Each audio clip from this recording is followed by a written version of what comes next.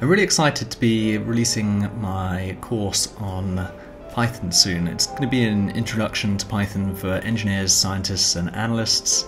It's going to cover everything from how to set up Python on your computer to how to do statistical analysis to how to visualize data.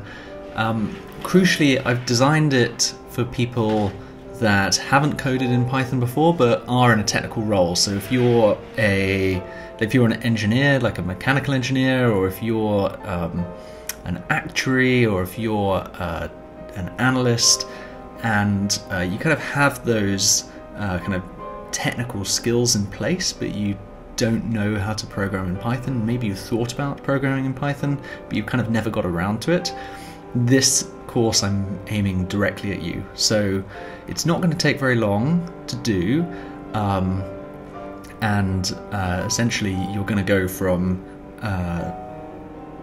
starting out really at the very basics to getting some really nice modeling and visualization done by the end.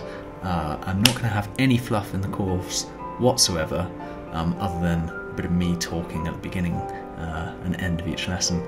And there'll be quizzes, there'll be practical examples, and I can't wait to walk you through it.